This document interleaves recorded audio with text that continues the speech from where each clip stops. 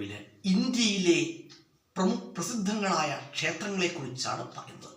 ഇന്ത്യയിലെ പ്രശസ്തമായ ക്ഷേത്രങ്ങൾ, കേരളത്തിലെ ക്ഷേത്രങ്ങൾ നമ്മൾ നേരത്തെ ഒരു വീഡിയോയിൽ ചെയ്തിട്ടുണ്ട്. അതുകൊണ്ട് തൽക്കാലം നമ്മൾ കേരളത്തിലെ ക്ഷേത്രങ്ങളെക്കുറിച്ച് ഇന്നത്തെ വീഡിയോയിൽ ഡിസ്കസ് ചെയ്യുന്നില്ല. നമുക്ക് പോസ്റ്റിലേക്കാണ്. തിരുപ്പതി ക്ഷേത്രം എവിടെ സ്ഥിതി ചെയ്യുന്നു? തിരുപ്പതി ക്ഷേത്രം എവിടെ സ്ഥിതി ചെയ്യുന്നു എന്ന് ചോദിച്ചാൽ എവിടെയാണ്? ആന്ധ്രാപ്രദേശിലാണ്. എവിടെയാണ്? ആന്ധ്രാപ്രദേശ്. അതുപോലെ തന്നെ ഇന്ത്യയിലെ ഏറ്റവും കൂടുതൽ തീർത്ഥാടകരെത്തുന്ന ഒരു ക്ഷേത്രം കൂടിയാണ് തിരുപ്പതി ക്ഷേത്രം. ഇന്ത്യയിലെ ഏറ്റവും കൂടുതൽ തീർത്ഥാടകരെത്തുന്ന ഒരു ക്ഷേത്രം കൂടിയാണ് തിരുപ്പതി ക്ഷേത്രം.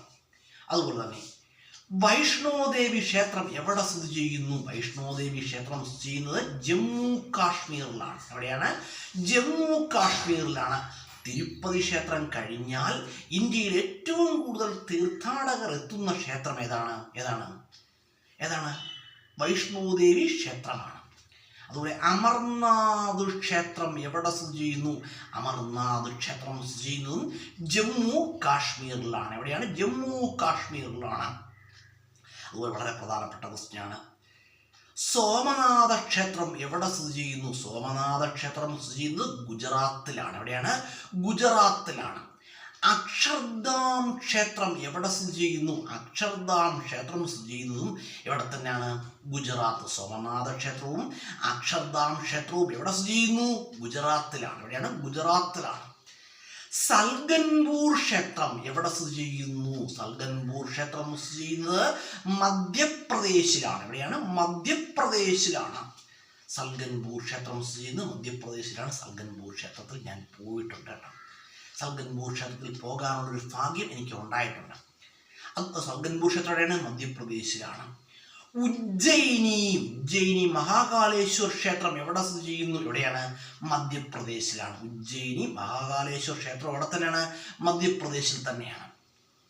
അതുപോലെ തന്നെ മാർക്കണ്ഡേശ്വർ ക്ഷേത്രം എവിടെ സ്ഥിതി ചെയ്യുന്നു? മാർക്കണ്ഡേശ്വർ ക്ഷേത്രം സ്ഥിതി ചെയ്യുന്നത് എവിടെയാണ്? ഹരിയാനയിലാണ്. എവിടെയാണ്? ഹരിയാനയിലാണ്. അതുപോലെ സൂര്യക്ഷേത്രം, ഇന്ത്യയിലെ പ്രസിദ്ധമായ സൂര്യക്ഷേത്രം എവിടെ സ്ഥിതി ചെയ്യുന്നു? എവിടെയാണ്? ഇന്ത്യയിലെ പ്രസിദ്ധമായ സൂര്യക്ഷേത്രം സ്ഥിതി ചെയ്യുന്നത് എവിടെയാണ്?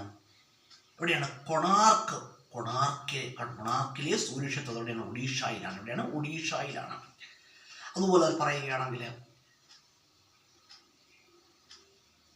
തന്നെ നവഗ്രഹ ക്ഷേത്രം എവിടെ സ്ഥിതി ചെയ്യുന്നു? നവഗ്രഹ ക്ഷേത്രം സ്ഥിതി ചെയ്യുന്നത് എവിടെയാണ്?